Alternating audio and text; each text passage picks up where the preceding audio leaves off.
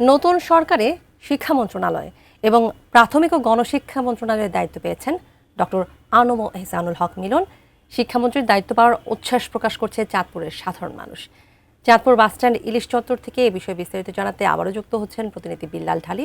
বিল্লাল ঢালি, আমরা কিছুক্ষণ আগে আপনার সাথে যুক্ত হতে চেয়েছিলাম এই বিষয়ে জানার জন্য। একটু জানাবেন চাঁদপুরের মানুষ কেমন উল্লাস প্রকাশ করছেন আনম এহসানুল হককে শিক্ষা মন্ত্রণালয়ের দায়িত্ব দেওয়া হয়েছে সেই বিষয় নিয়ে। এর আগেও তো তিনি শিক্ষা প্রতিমন্ত্রীর দায়িত্ব পালন করেছেন, সব মিলিয়ে আসলে আমাদের বিস্তারিতই জানাবেন।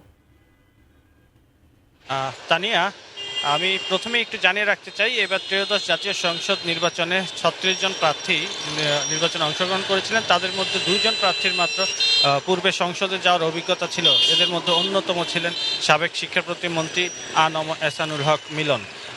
তিনি যখন নির্বাচনে দাঁড়িয়েছিলেন, অংশগ্রহণ করেছিলেন, তখন থেকেই চাঁদপুর জেলাবাসীর প্রত্যাশা ছিল তিনি নির্বাচিত হলে শিক্ষামন্ত্রীর দায়িত্ব পাবেন এবং তেমনটাই ঘটেছে।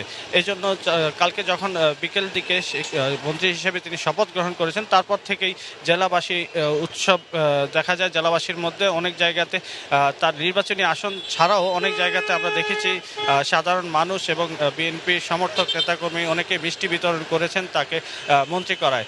তিনি ২০০১ থেকে ৬ সাল পর্যন্ত শিক্ষা প্রতিমন্ত্রীর দায়িত্ব পালন করে সারা দেশে নকল বন্ধের জন্য বেশ আলোচিত ছিলেন। সাধারণ জনগণ যারা আছেন, যে চাঁদপুর জেলাবাসী যারা আছেন, তারা মনে করেন যে এই যে ত্রয়োদশ জাতীয় সংসদ নির্বাচনে জয়ী হওয়ার পর এখন শিক্ষা ব্যবস্থার যে পরিবর্তনের যে সম্ভাবনাটুকু তিনি যেহেতু পূর্বে অভিজ্ঞ মন্ত্রিত্ব দায়িত্ব পালন করেছেন, সেজন্য তিনি খুব যথাযথভাবে পালন করতে পারবেন এবং শিক্ষা ব্যবস্থায় বেশ গুরুত্বপূর্ণ পদক্ষেপ নিতে সক্ষম হবেন বলে জেলাবাসী ধারণা করছেন। এছাড়াও তিনি যখন প্রচারণা করেছিলেন নির্বাচনে, তখন কিন্তু তিনি গণমাধ্যমের মুখোমুখি হয়েছেন এবং জানিয়েছেন যে সামনে যে শিক্ষা ব্যবস্থা হবে সেটি হবে কারিগরি শিক্ষা ব্যবস্থা নির্ভর, যাতে ভবিষ্যৎ শিক্ষার্থী যারা আছেন তারা যাতে শিক্ষা ব্যবস্থা থেকে বের হয়েই তারা যেন কর্মে প্রবেশ করতে পারে, সেজন্য কারিগরি শিক্ষা ব্যবস্থার উপর তিনি জোর দেবেন।